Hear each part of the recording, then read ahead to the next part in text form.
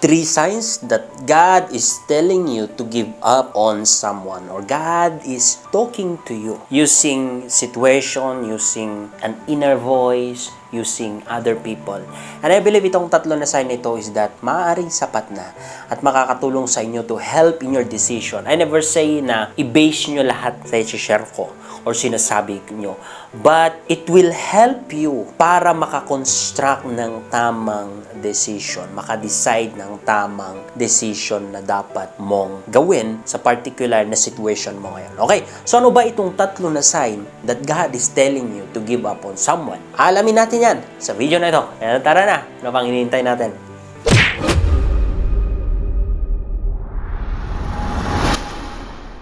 Okay, so proceed na po tayo sa number 1 that God is telling you to give up, na mag-let go sa tao na yan. Mapalalaki o babae ito, mga kaibigan. Okay, hindi ka po tinatrato ng tama. Physically, emotionally, and spiritually. Kasi kapag mahal ka talaga ng isang tao at kapag bigay talaga ng Panginoon yan sa'yo, of course, itatrato ka. Of course, hindi man perfect yung isang relationship, pero andun pa rin yung gusto kanyang i-treat. Kasi nakakita ka ba ng taong mahal mo tapos ayaw mong itrato ng tama? And God wants us na maitrato tayo ng tama. Hindi naman sa sinasabi ko na kapag papasok ka sa relationship is that ide-demand mo yung trato nila sa'yo na dapat itrato ka, dapat pahalagahan ka, dapat ganito ang trato niya sila sa'yo, dapat ganito ang ipakita nila sa'yo, dapat ganito yung gawin nila sa'yo. Hindi ko nasabi na i-demand mo yun sa kanila. Pero normally, gagawin nila or itatrato ka ng tama kapag mahalaga ka or mahal ka nila. Hanggat po maaari is that magiging part ka sa kanyang buhay, sa kanyang decision, hindi niya nire-reject ang iyong decision. Pinapakinggan niya kung ano din ang opinion mo, ano din ang side mo. Even sa mga bagay-bagay ba is that isasali ka niya kasi mahal ka niya eh. Or even physically, especially mga lalaki, hindi ka naman bubugbugin yan kapag mahal ka eh. Kasi kahit gaano pa yan galit or ano pa ang ginawa mo sa kanya, kung talaga mahal ka, hindi ka niya pagbubuntunan ng kanyang kamay.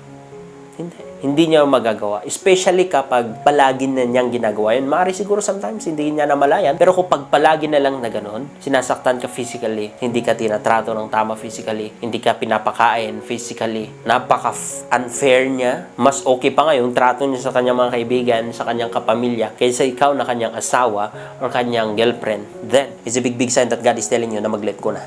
God is telling you to leave that person. Emotionally, wala siyang pakialam kung ano man ang mararamdaman mo, sabihin niya ang kanyang sabihin, hindi man lang ayusin, hindi man lang rekaduhan, or murahin ka na lang ng ganon na ganon, para bang wala man lang ka control.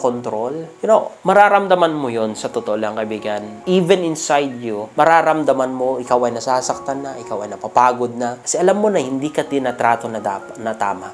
Hindi dapat ganito yung trato nila sa akin. That's a big sign, kapatid. God is telling you na mag-let go. Okay? So, proceed na po tayo sa number 2 na sign that God is telling you na mag-let go na or mag-give up na. Pinapalabas niya palagi yung worst sa'yo. Kapag siya yung para sa'yo, siya yung pinadala ng Panginoon para sa'yo, ang palagi niyang ginagawa, even subconsciously, even unconsciously, is that napapalabas niya yung the best sa'yo. Napapalabas niya yung maganda sa'yo, magandang ugali sa'yo, yung potential mo. Even unconsciously. Kumbaga natural na parang ano bang ginagawa nito? Bakit pag siya yung kasama ko, pag siya yung nagsasalita, pag siya yung gumagawa ng ganito, napapalabas niya yung the best sa akin.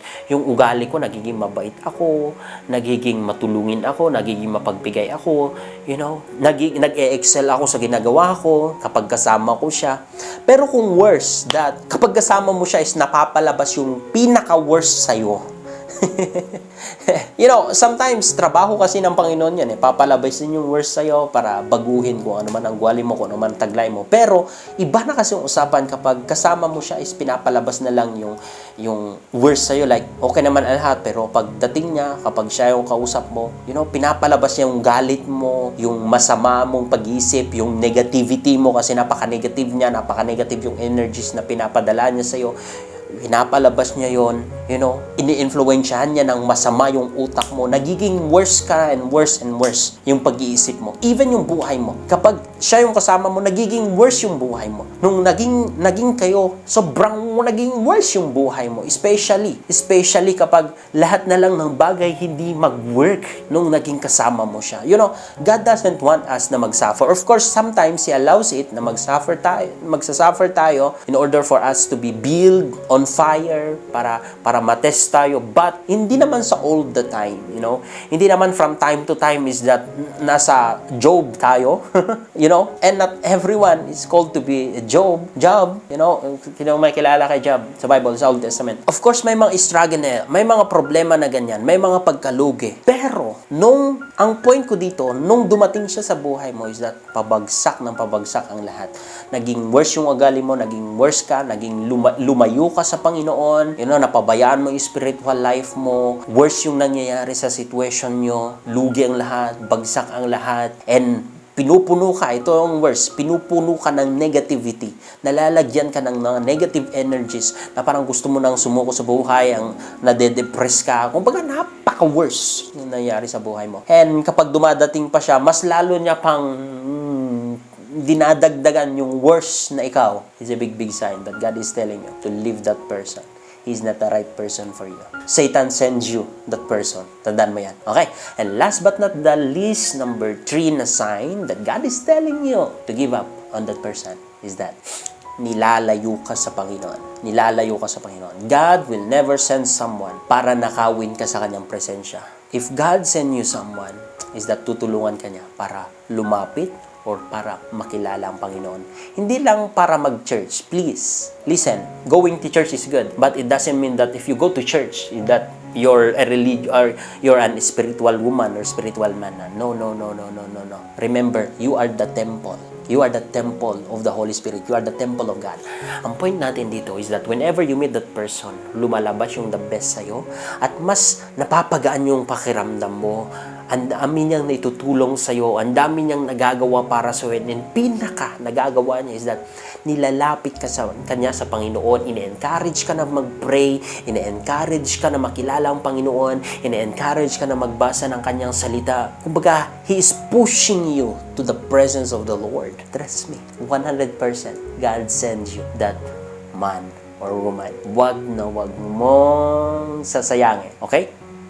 So, I hope na meron kayong natutunan. I hope na na-bless po kayo sa video na ito, and make sure mga kapatid to comment down below kung anong mga naintindihan, share po ang mga ideas, ang mga naisip, and make sure to share this video also para marami pa tayong matulungan, and likes, and maraming salamat po. That's it. Shalom and God bless.